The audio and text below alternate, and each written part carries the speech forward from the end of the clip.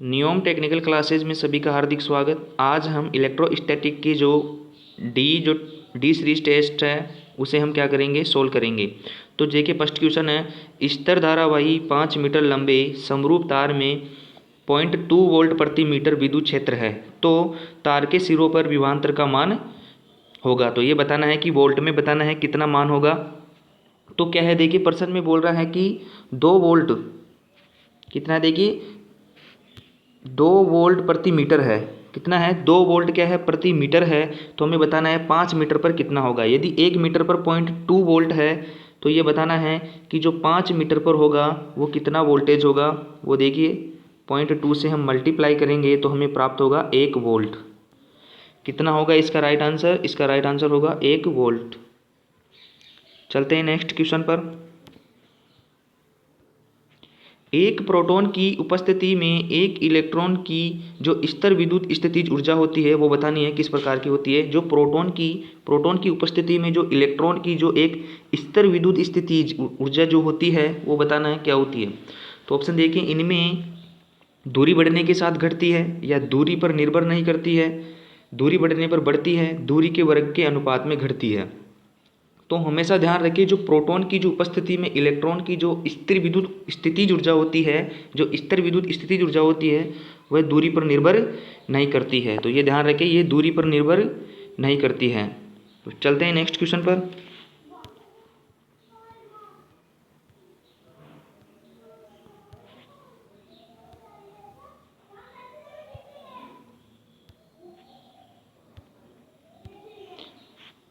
देखिए R और 2R त्रिज्या के दो गोलों के समान आवेश क्या है, समान आवेश देकर एक तार से जोड़ दिया जाता है। तो आवेश देखिए, जो एक तो है R त्रिज्या का गोला और एक है इससे डबल गोला 2R का। यदि हम इसे पॉजिटिव पॉजिटिव पॉजिटिव पॉजिटिव, इसे भी पॉजिटिव पॉजिटिव पॉजिटिव और दे दिया जाता है, तो इसमें बोला कि R और 2R गोलों के जो समान आवेश देकर एक तार से क्या कर देते हैं, इनको जोड़ दिया जाता है। तब तो आवेश क्या होगा। तो देखिए, छोटे गोले से बड़े गोले की तरफ प्रभावित होगा या बड़े गोले से छोटे गोले की तरफ प्रभावित होगा या प्रभावित नहीं होगा, दोनों गोलों के बीच दोलन करेगा। तो जब ये ध्यान रखिए, जब एक छोटा गोला क्या होता है, आवेश क्या होता है, आवेश छोटे गोले से बड़े गोले की तरफ प्रभावित होंगे या बड़े गोले से छोटे गोले की तरफ प्रभावित होंगे। तो छोटे गोले से बड़े गोले की तरफ क्या होंगे, आवेश क्या होंगे, प्रभावित होंगे। चलते हैं नेक्स्ट क्वेश्चन पर। समान रूप से आवेशित गोले के अंदर जो विभव का मान होता है ये बताना है कितना होता है। जो समान रूप से आवेशित है उसके गोले के अंदर जो विभव होगा ये बताना है। केंद्र से दूरी बढ़ने पर बढ़ता है, केंद्र से दूरी बढ़ने पर घटता है। तो जो समान रूप से जो आवेशित गोले के अंदर जो विभव होता है वो दूरी बढ़ने के साथ क्या हो जाता है, घट जाता है। क्या होता है, दूरी बढ़ने पर क्या होता है, घट जाता है। तो चलते हैं नेक्स्ट क्वेश्चन पर।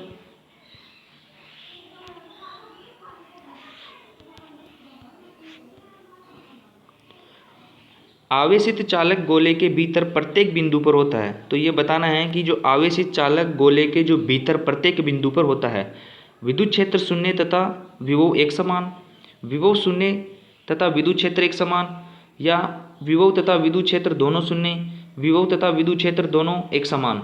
तो जो आवेशित चालक जो गोला होता है उसके जो भीतर जो प्रत्येक बिंदु पर क्या होता है, विद्युत क्षेत्र क्या होता है, शून्य होता है, लेकिन विभव एक समान रहता है। ये ध्यान रखिए, क्या होगा, विद्युत क्षेत्र शून्य और विभव एक समान। इंपॉर्टेंट क्वेश्चन है, ध्यान रखने कि आवेश चालकों के जो गोले के जो भीतर प्रत्येक बिंदु पर होता है विद्युत क्षेत्र होता है शून्य और विभव रहता है एक समान। चलते हैं नेक्स्ट क्वेश्चन से। पीतल के खोखले गोले को धन आवेशित किया गया है तो गोले के भीतर विद्युत विभव का मान होगा। तो ये बताना है कि जो पीतल का एक क्या है, पीतल का एक खोखले गोले पर धन आवेशित किया गया है तो गोले के भीतर जो विभव का मान होगा वो कितना होगा। ऑप्शन देखिए, शून्य होगा, पृष्ठ पर विभव के बराबर होगा, पृष्ठ के विभव से ज़्यादा होगा और पृष्ठ पर विभव से कम होगा। तो हमेशा ध्यान रखें, जो पृष्ठ पर क्या होता है, विभव के बराबर होगा। तो अभी देखे थे कि जो विभव खोखले गोले के अंदर क्या होता है, जैसे गोला होता है उसके अंदर जो है विद्युत क्षेत्र क्या हो, विद्युत क्षेत्र होता है शून्य हो सकता है, लेकिन विभव जो है पृष्ठ पर क्या है, पृष्ठ के बराबर ही विभव रहता है। चलते हैं नेक्स्ट क्वेश्चन पर।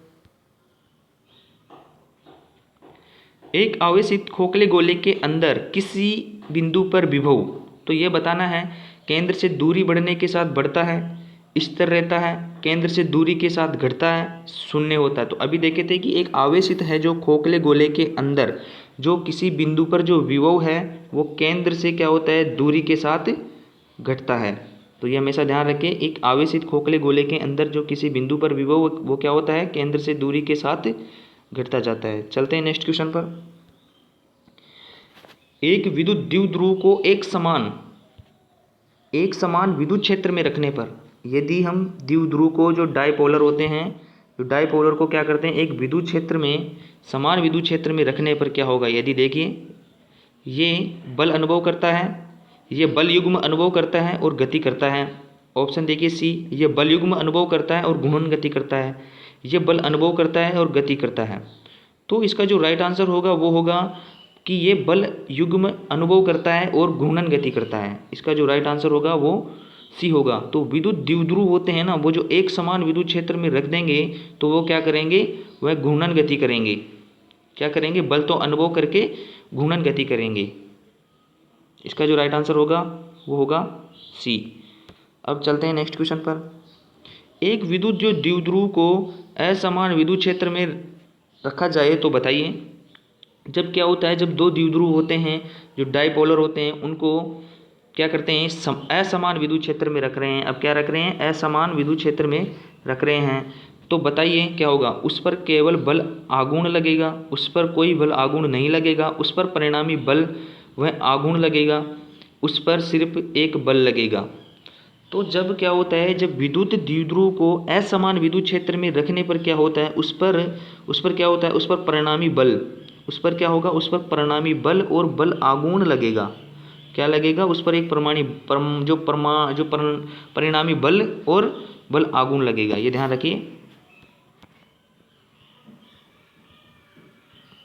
साबुन के बुलबुले को धनावेशित करने पर उसकी त्रिज्या, ऑप्शन देखिए, बढ़ जाएगी, घट जाएगी, अपरिवर्तित रहेगी या प्रारंभ में बढ़ेगी फिर घटेगी। तो हमेशा ध्यान रखिए, जब साबुन के जो बुलबुले को धन आवेशित करने पर, जो धन आवेशित करने पर उसकी त्रिज्या क्या होगी, बढ़ जाएगी। इसका जो राइट आंसर होगा वो होगा बढ़ जाएगी। जो साबुन की त्रिज्या को हम धन आवेशित कर देते हैं तो उसकी जो त्रिज्याएं हैं वो बढ़ जाती हैं। चलते हैं नेक्स्ट क्वेश्चन पर।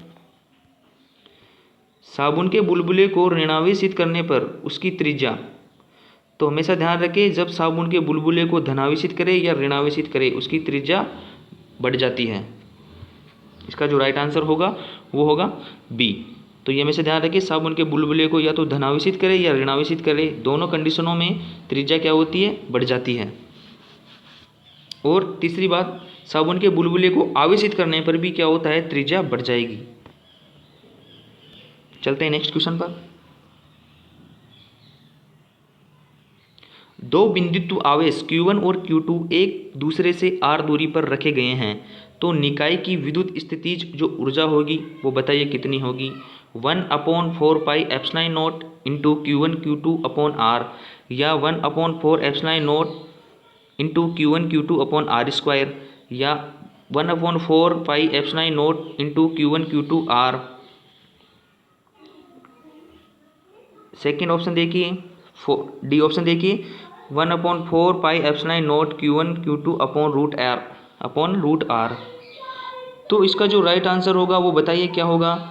जो इसका जो राइट आंसर होगा वो होगा 1/4 epsilon naught into Q1 Q2 upon R। इसका जो राइट आंसर होगा वो होगा ए। ठीक है, इसका जो राइट आंसर होगा ए, और यही आंसर सी में भी दिया हुआ है, ये थोड़ी बहुत मिस्टेक है तो ये ध्यान रखें। इसका जो राइट आंसर होगा वो होगा 1/4 pi epsilon naught into Q1 into Q2 upon R, ना कि R स्क्वायर। ये ध्यान रखें। चलते हैं नेक्स्ट क्वेश्चन पर। एक इलेक्ट्रॉन जो वोल्ट होता है, उसकी जो ऊर्जा कितने जूल के बराबर होती है ये बताना है। जो एक इलेक्ट्रॉन वोल्ट होता है उसकी जो ऊर्जा होती है वो होती है 1.6 इंटू 10⁻⁻⁻⁰ जूल के बराबर होती है। तो ये राइट आंसर होगा इसका 1.6 इंटू 10⁻⁻⁻⁰ जूल के बराबर होगी। तो ध्यान रखें, इसका जो राइट आंसर होगा वो होगा बी। चलते हैं नेक्स्ट क्वेश्चन पर। हाइड्रोजन परमाणु की मूल अवस्था में प्रोटॉन, इलेक्ट्रॉन, निकाय की विद्युत स्थितिज ऊर्जा होती है। यह बताना है कि हाइड्रोजन परमाणु की जो मूल अवस्था में प्रोटॉन और इलेक्ट्रॉन की जो निकाय की जो स्थितिज ऊर्जा होती है, जो निकाय की जो स्थितिज ऊर्जा होती है विद्युत की, वो बताना कितनी होती है। तो 16.6 electron volt, -13.6 electron volt, 27.2 electron volt या -27.2 इलेक्ट्रॉन वोल्ट। तो हमेशा ध्यान रखें जो इसकी जो स्थितिज ऊर्जा होती है हाइड्रोजन परमाणु की वो ऋणात्मक होती है। वो कितनी होती है, वो होती है -27.2 इलेक्ट्रॉन वोल्ट। इसका जो राइट आंसर होगा वो होगा डी। चलते हैं नेक्स्ट क्वेश्चन पर। यदि दो प्रोटॉनों की विद्युत स्थितिज ऊर्जा 100 क्या है, इसमें देखिए दो प्रोटॉनों की क्या है स्थितिज ऊर्जा है, वो कितनी है 1000 इलेक्ट्रॉन वोल्ट है। तो अनंत दूरी पर क्या है प्रत्येक प्रोटॉन की जो गतिज ऊर्जा होगी वो कितनी होगी, तो वो हो जाएगी गतिज ऊर्जा कितनी हो जाएगी, इसकी हाफ हो जाएगी। 1000 की क्या हो जाएगी स्थितिज ऊर्जा की, अनंत दूरी पर जो है प्रोटॉन की गतिज ऊर्जा होगी अनंत दूरी पर वो क्या होगी स्थितिज ऊर्जा की आधी हो जाएगी, 500 इलेक्ट्रॉन वोल्ट ही रहेगी। इसका जो राइट आंसर होगा वो होगा ए। चलते हैं नेक्स्ट क्वेश्चन पर।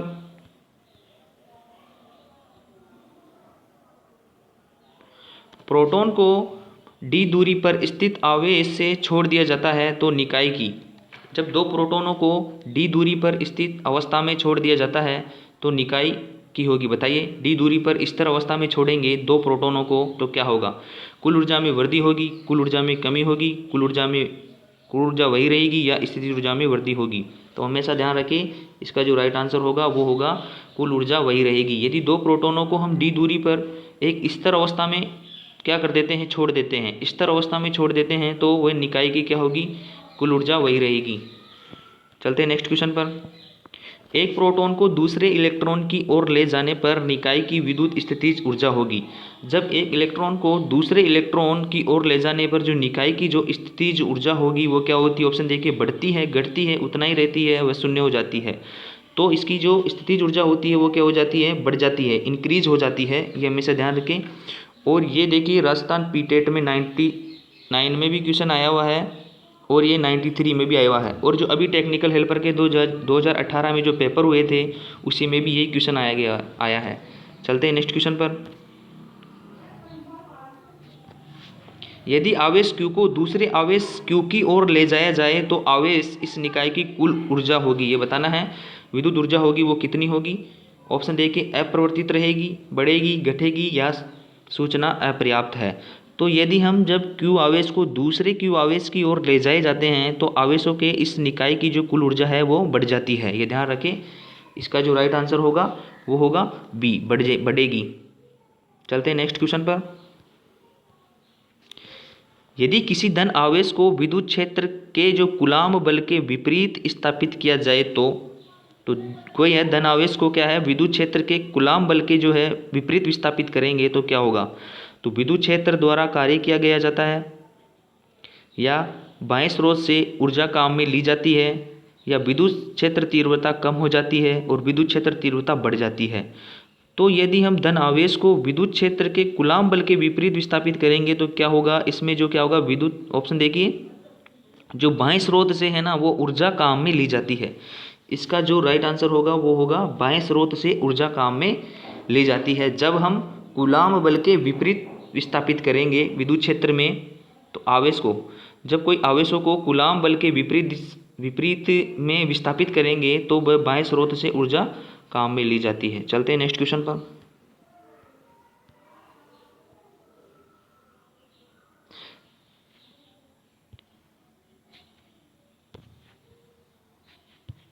इलेक्ट्रॉन वोल्ट मात्रक है, ये बताना है ऊर्जा का होता है या विभव का होता है, धारा का होता है या आवेश का होता है।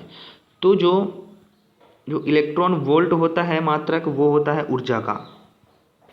किसका होता है? ऊर्जा का मात्रक होता है इलेक्ट्रॉन वोल्ट। चलते हैं नेक्स्ट क्वेश्चन पर। ध्यान रखें, जो इलेक्ट्रॉन वोल्ट होता है वो मात्रक होता है ऊर्जा का। इलेक्ट्रॉन की गतिज ऊर्जा में वृद्धि की जा सकती है। यह बताना है कि इलेक्ट्रॉनों की गतिज ऊर्जा में कैसे वृद्धि की जा सकती है। उन्हें ऊंचाई से गिराकर, या उन्हें विद्युत विभव में गिराकर, या उन्हें शीशे के टुकड़े में गिराकर गुजारकर, या उन्हें उच्च चुंबक क्षेत्र से गुजारकर। तो हमेशा ध्यान रखें, जो इलेक्ट्रॉनों की जो गतिज ऊर्जा होती है, गतिज ऊर्जा को हम वृद्धि किस प्रकार से कर सकते हैं? इन्हें क्या होते हैं, इलेक्ट्रॉनों को क्या करते हैं? विद्युत विभव में गिराकर, विद्युत विभव में गिराकर क्या कर सकते हैं? गतिज ऊर्जा में वृद्धि कर सकते हैं। ये ध्यान रखें, विद्युत विभव में गिराकर इलेक्ट्रॉनों की गतिज ऊर्जा में वृद्धि की जा सकती है। चलते हैं नेक्स्ट क्वेश्चन पर। एक मेगा इलेक्ट्रॉन वोल्ट तुल्य है। यह बताना है कि जो एक मेगा इलेक्ट्रॉन वोल्ट होता है वो किसके तुल्य होता है? 10⁵ इलेक्ट्रॉन, 10⁴ इलेक्ट्रॉन, 10⁶ इलेक्ट्रॉन वोल्ट, या 10�7 इलेक्ट्रॉन वोल्ट। तो हमेशा ध्यान रखें, जो एक मेगा इलेक्ट्रॉन वोल्ट होता है वो होता है 10⁻6 इलेक्ट्रॉन वोल्ट। और यदि माइक्रो पूछे तो 10⁻⁻6। चलते हैं नेक्स्ट क्वेश्चन पर। एक इलेक्ट्रॉन को 100 वोल्ट विद्युत त्वरित करने पर उनकी जो गतिज ऊर्जा होगी, ये बताना है कि एक इलेक्ट्रॉन को क्या है, 100 वोल्ट विद्युत त्वरित करने पर उसकी जो गतिज ऊर्जा होगी वो कितनी होगी। तो देखिए, जो एक इलेक्ट्रॉन को 100 वोल्ट विद्युत त्वरित करने पर उनकी जो गतिज ऊर्जा होगी वो होगी, देखिए जो होता है इस प्रकार से होगा कि 1.602 इंटू 10⁻⁻19 इंटू इलेक्ट्रॉन, और वोल्ट बताना है 100 वोल्ट। तो जो ऊर्जा होगी, देखिए इसमें जो है इलेक्ट्रॉन वोल्ट में ऊर्जा दिखाया जाता है, तो इलेक्ट्रॉन का मान 1.602 इंटू 10⁻⁻19 रखने पर, और इसमें से क्या होगा, जो 100 है इससे मल्टीप्लाई करेंगे तो 19 में से क्या होगा, 19 जीरो में से 2 कैंसिल हो जाएंगे, कितने बचेंगे? -17। तो इस प्रकार से हम इसे सोल्व कर सकते हैं। तो इसका जो राइट आंसर होगा वो होगा 1.602 इंटू 10⁻⁻17 जूल। तो चलते हैं नेक्स्ट क्वेश्चन पर। एक इकाई धन आवेश को समविभव सतह पर एक बिंदु से दूसरे बिंदु तक ले जाने में, तो बताना है कि एक इकाई क्या है, एक इकाई धन आवेश को एक समविभव सतह पर एक बिंदु से दूसरे बिंदु तक लेंगे। जैसे ये समविभव, ये क्या है, समविभव सतह है, इसकी सतह पर समान विभव है।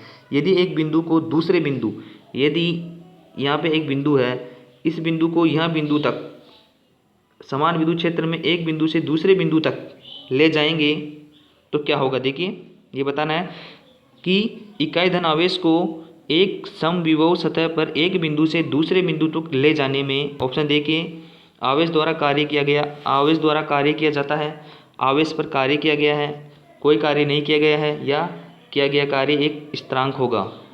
तो इसका जो राइट आंसर होगा वो होगा कोई कार्य नहीं किया गया है, क्योंकि वह समविभव पृष्ठ, उसी पृष्ठ में एक बिंदु से दूसरे बिंदु तक ले जाएंगे, तो कोई कार्य नहीं किया गया है। तो ऑप्शन देखिए। चलते हैं नेक्स्ट क्वेश्चन पर।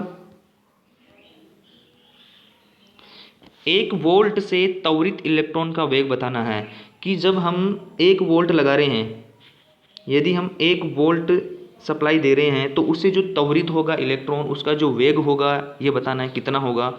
इम्पोर्टेंट क्वेश्चन है।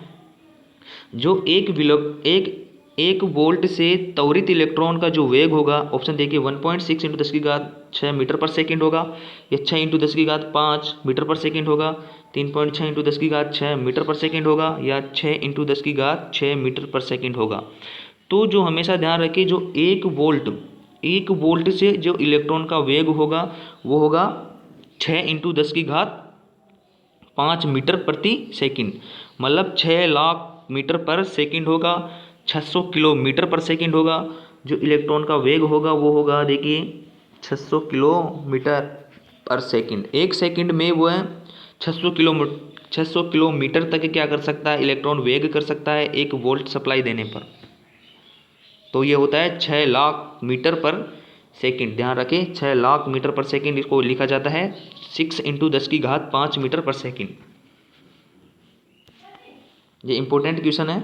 चलते नेक्स्ट क्वेश्चन पर।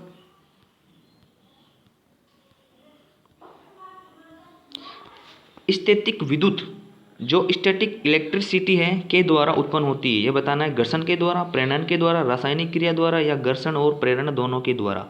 तो जो स्टैटिक जो इलेक्ट्रिसिटी होती है, स्टैटिक जो होती है, स्टैटिक विद्युत होती है, वो किसके द्वारा उत्पन्न होती है? वो होती है घर्षण के द्वारा। ये क्या होता है? घर्षण के द्वारा। जो फ्रिक्शन होता है उसके कारण स्टैटिक विद्युत उत्पन्न होती है। चलते हैं नेक्स्ट क्वेश्चन पर। एक चालक तार में नियत धारा प्रवाहित हो रही है, तो चालक के भीतर जो धारा प्रवाहित होने का कारण है, बताइए। जब कोई एक चालक तार है उसमें नियत धारा प्रवाहित हो रही है, तो उस चालक के जो भीतर धारा प्रवाहित होने का क्या कारण है, ये बताना है कि वह किस कारण से धारा प्रवाहित हो रही है।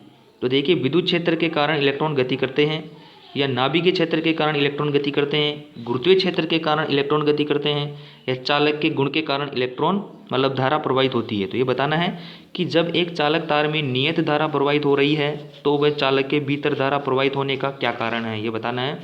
ये इंपॉर्टेंट क्वेश्चन है।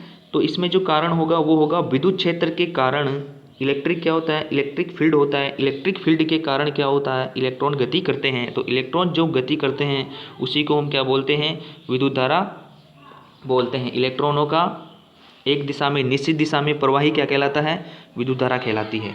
तो वह क्या कारण होता है? वो होता है विद्युत क्षेत्र के कारण इलेक्ट्रॉन गति करते हैं। इसका जो राइट आंसर होगा वो होगा ए। चलते हैं नेक्स्ट क्वेश्चन पर। यदि विद्युत विभव नियत है तो विद्युत क्षेत्र की तीव्रता होगी। तो ये बताना है, यदि विद्युत विभव क्या है? नियत है, तो विद्युत क्षेत्र की तीव्रता का मान बताना है क्या होगा। यदि विभव का मान क्या है? नियत है, तो विद्युत क्षेत्र की जो तीव्रता होगी वो क्या होगी? देखिए, शून्य होगी, शून्य नहीं होगी, अनंत होगी, या फिर डी है विद्युत क्षेत्र की तीव्रता तथा विद्युत विभव में कोई संबंध नहीं है। संबंध तो होता है, ये फोर्थ ऑप्शन गलत हो गया है। शून्य होती है, शून्य नहीं होती है, शून्य नहीं होती है, शून्य होती है, और अनंत भी नहीं होती है। क्या होती है? शून्य। इसका जो राइट आंसर होगा वो होगा ए। तो विद्युत विभव नियत है, तो विद्युत क्षेत्र की जो तीव्रता होगी वो होगी शून्य। चलते हैं नेक्स्ट क्वेश्चन पर।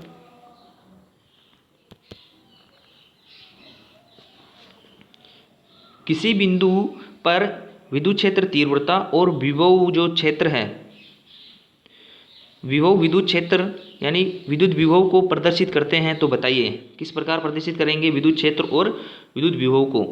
तो ऑप्शन देखिए, जो विद्युत विभव है जीरो या जीरो होता है, या विद्युत विभव भी शून्य होना चाहिए। यदि विभव शून्य है तो ऑप्शन देखिए, विभव शून्य है तो विद्युत क्षेत्र भी शून्य होना चाहिए क्या?